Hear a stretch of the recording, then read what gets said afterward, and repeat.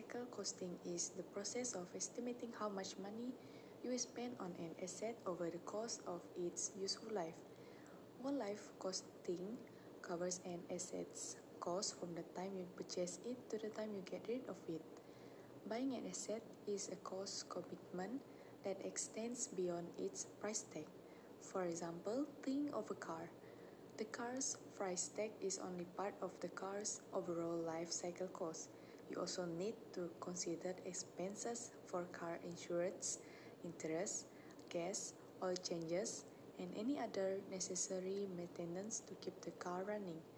Not planning for these additional costs can set you back.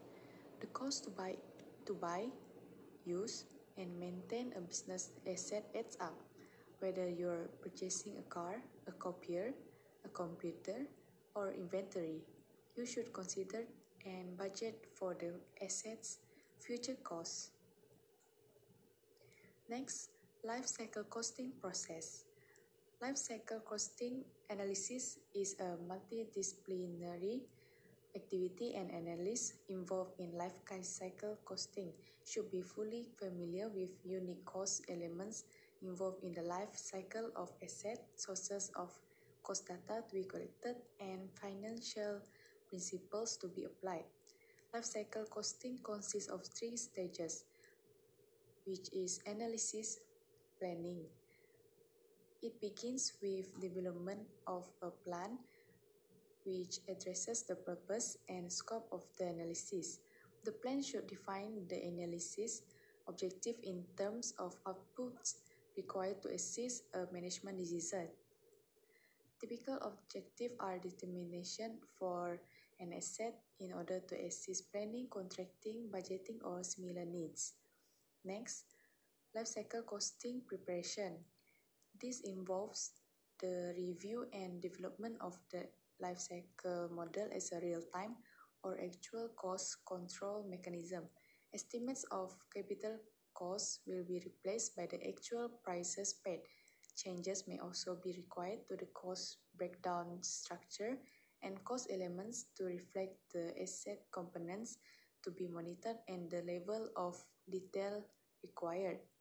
Lastly, the implementation of life cost analysis involves the continuous monitoring of the actual performance of an asset during its operation to identify the asset in which cost saving which met and to provide feedback for future planning activity. For example, it may be better to replace an expensive building components with a more efficient solution prior to the end of its useful life with a poor initial decision.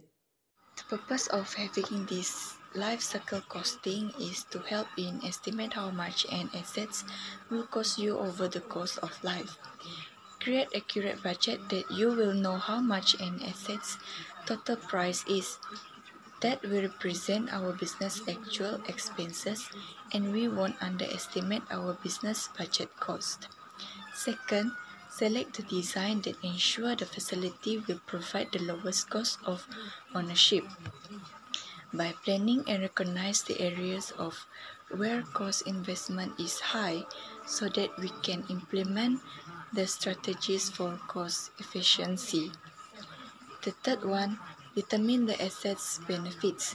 We can be more accurately predict if the asset's return on investment is worth the expenses that we have.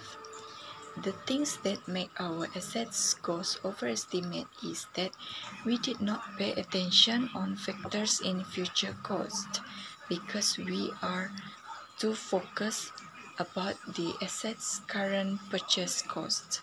4 benefits of life cycle costing. First, building owner become knowledgeable about property costs. A life cycle cost analysis introduces property owner to many important concepts that are used to calculate life cycle costing. For instance, cost analysis might describe certain costs as sunk, indicating that those costs are not applicable to the analysis.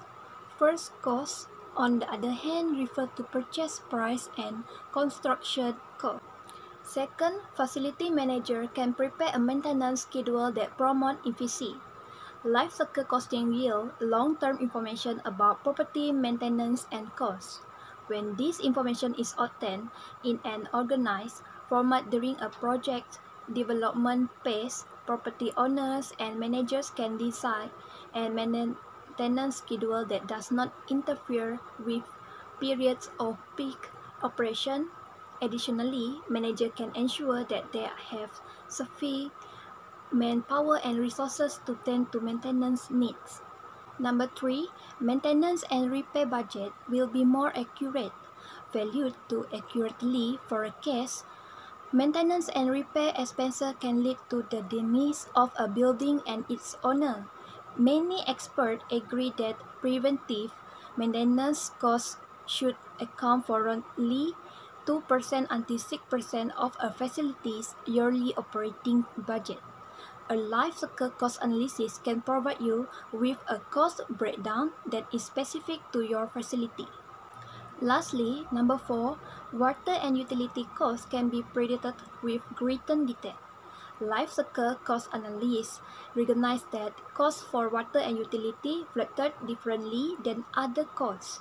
They are typically based on the rate of usage and consumption in addition to price projection. Expect analysts take this into consideration when calculating costs. My name is Rachel Edwards, so I will continue about the example of life cycle costing. For example, you can also use the life cycle costing to determine how much the cost of intangible assets. Intangible assets are non-physical properties such as patents, your business brand, and your reputation. For example, if EMMY wants to purchase a printer for her business purposes, the amount for the printer is 2,000 ringgit, and there we including with the installation, operating, maintenance, financing, disposal, and depreciation. Hence, the price of the printer is 2,000 ringgit, but life cycle cost of the printer will be end up costing the business more than 2,000 ringgit.